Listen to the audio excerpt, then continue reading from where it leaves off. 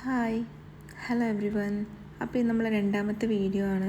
ഇതിൽ നമ്മൾ basic chain stitch എങ്ങനെ ചെയ്യാമെന്ന് നമുക്ക് നോക്കാം. അപ്പോൾ കഴിഞ്ഞ വീഡിയോയിൽ നമ്മൾ ലോക്ക് ഇടാൻ പഠിച്ചല്ലോ, അപ്പോൾ അതെല്ലാവർക്കും മനസ്സിലായെന്ന് ഞാൻ വിചാരിക്കുന്നു. അപ്പോൾ നമുക്ക് ബേസിക് ചെയിൻ സ്റ്റിച്ച് എങ്ങനെ ചെയ്യാമെന്ന് നോക്കാം. അപ്പോൾ നമുക്ക് ലോക്ക് ഇട്ടിട്ട് സ്റ്റാർട്ട് ചെയ്യാം.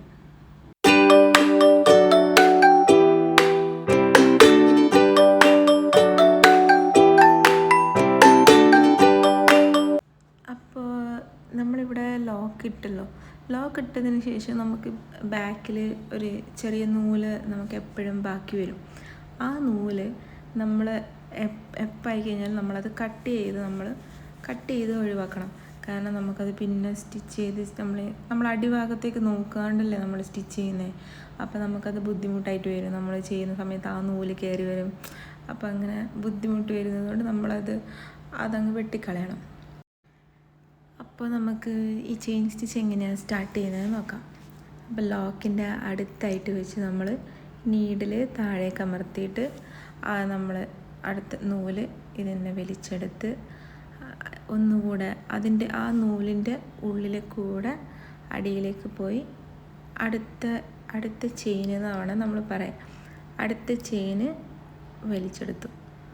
അപ്പോൾ ഇങ്ങനെ ഓരോ ചെയിനിൻ്റെ ഉള്ളിലോട്ട് എടുത്തിട്ടാണ് നമ്മൾ ഈ ചെയിൻ സ്റ്റിച്ച് ചെയ്യുന്നത്. അപ്പോൾ ഇപ്പം ഞാൻ ചെയ്യുന്നത് കുറച്ച് വീതിയിലുള്ള ചെയിൻ സ്റ്റിച്ചാണ്. പക്ഷെ നമുക്ക് ഫസ്റ്റ് ചെയ്യുമ്പോൾ നമുക്ക് വലുതായി ചെയ്യുന്നതായിരിക്കും നല്ലത്, എന്നാലേ നമുക്ക് മനസ്സിലാവുള്ളൂ.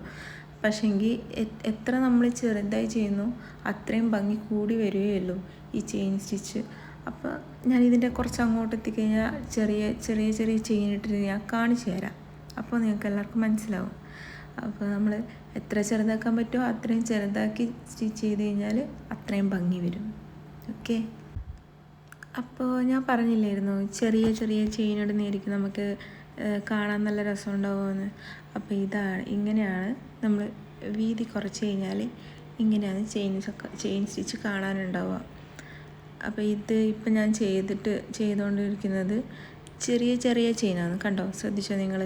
ആ റൈറ്റ് സൈഡിലുള്ളത് കുറച്ച് ഗ്യാപ്പ് കൂടുതൽ കാണുന്നില്ലേ? അപ്പോൾ ഈ ചെറുതായി വരുമ്പോൾ കുറച്ച് ഭംഗി കൂടി വരികയാണ്. അപ്പോൾ നമുക്കത് വേറെ ഡിസൈനിലേക്ക് ചെയ്യുമ്പോൾ നമുക്ക് നന്നായിട്ട് മനസ്സിലാവും. രണ്ടിതിൻ്റെയും വ്യത്യാസം നമുക്ക് അന്നേരം നല്ല ഇതിൽ മനസ്സിലാവും. അപ്പോൾ പരമാവധി ചെറിയ ചെയിനിൽ ചെയ്ത് പഠിക്കുന്നതാണ് ഏറ്റവും നല്ലത്. അപ്പോൾ നിങ്ങൾ കണ്ടില്ലേ, ഈ വലിയ ചെയിനും ചെറിയ ചെയിനും തമ്മിലുള്ള വ്യത്യാസം കണ്ടില്ലേ? അപ്പോൾ ഇതാണ് ഞാൻ പറയുന്നത്, ചെറിയ ചെയിനിൽ ചെയ്താൽ നല്ല ഭംഗിയുണ്ടാവും.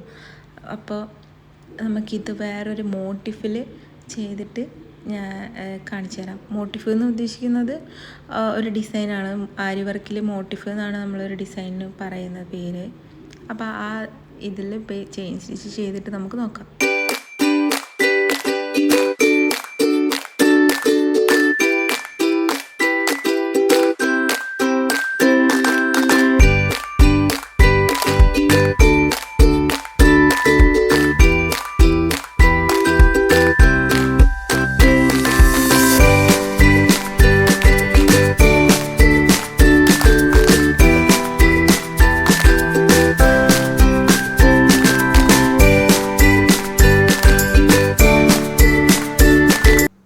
അപ്പോൾ എൻ്റെ വീഡിയോ എല്ലാവർക്കും ഇഷ്ടപ്പെട്ടു എന്ന് വിചാരിക്കുന്നു. അപ്പോൾ ഇനിയും എനിക്ക് വീഡിയോ ചെയ്യാൻ നിങ്ങളുടെ സഹായം വേണം. അപ്പോൾ എല്ലാവരും ലൈക്ക് ചെയ്യുക, സബ്സ്ക്രൈബ് ചെയ്യുക, ഷെയർ ചെയ്യുക. എന്തെങ്കിലും ഇതിൽ മാറ്റം വരുത്തണ്ടെങ്കിൽ നിങ്ങൾ കമൻറ്റ് ചെയ്യണം. ഞാൻ എന്തായാലും മാറ്റം വരുത്തി വീഡിയോ ഇനിയും അടിപൊളിയാക്കും. Okay, by.